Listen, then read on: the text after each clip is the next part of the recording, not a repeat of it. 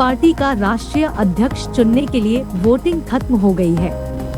मुख्यमंत्री भूपेश बघेल और PCC chief Mohan Markam समेत कई बड़े नेताओं ने मतदान किया। छत्तीसगढ़ के 307 डेलीगेट्स के लिए प्रदेश मुख्यालय राजीव भवन में बूथ बनाया गया था, जिसमें कुल 300 वोट पड़े। चुनाव अधिकारी सहित कुछ एआईसीसी डेलीगेट ने भी यहां वोट डाले।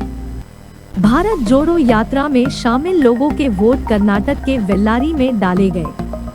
अब मतपेटी दिल्ली ले जाई जाएगी। इस चुनाव में प्रतिनिधि वोटरों को मल्लिकार्जुन खड़गे और शशि थरूर में से किसी एक को चुनना है।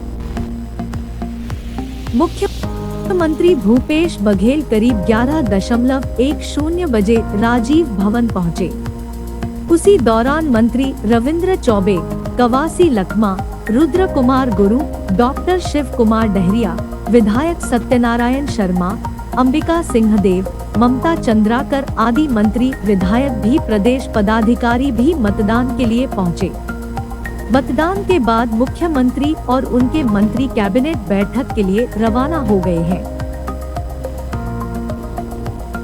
मंत्री रविंद्र चौबे ने कहा, यह मतदान कांग्रेस पार्टी में आंतरिक लोकतंत्र के मजबूती का प्रमाण है।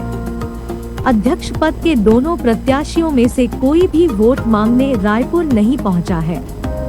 हालांकि फोन पर ही नेताओं से बातचीत हुई है।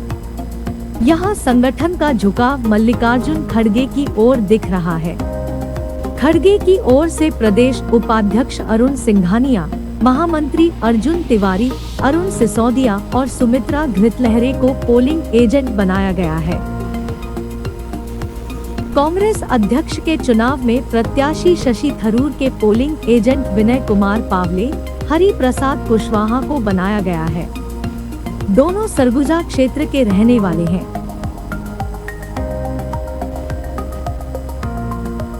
थरूर का एजेंट नहीं था, इसलिए व्यवस्था बनाई गई है।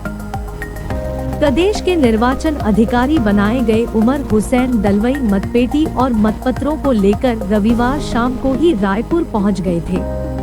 मतदान सामग्री को राजीव भवन के एक कमरे में सील कर रखवाया गया। कांग्रेस संचार विभाग के प्रमुख सुशील आनंद शुक्ला ने बताया, मतदान केंद्र राजीव भवन के मीटिंग हॉल में बनाया गया है। प्रदेश के सभी 307 डेलीगेट्स में कुछ लोग मतदान कर चुके हैं, बाकी के मतदान करने पहुंच रहे हैं।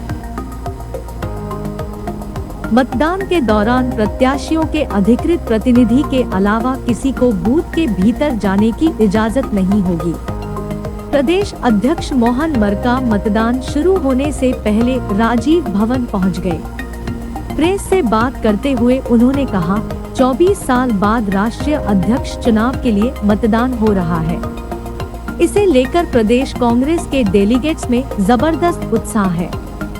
गुप्त मतदान होना है, जिसको जो प्रत्याशी पसंद होगा उसे वोट देगा। जो चुना जाएगा वह सबका अध्यक्ष होगा। मतदान की प्रक्रिया शुरू करने से पहले निर्वाचन अधिकारी उमर हुसैन दलवई ने एजेंटों को मतदान की प्रक्रिया समझाई। उनके सामने ही मतपत्रों की गिनती हुई। मतपेटी को खोलकर देखा गया।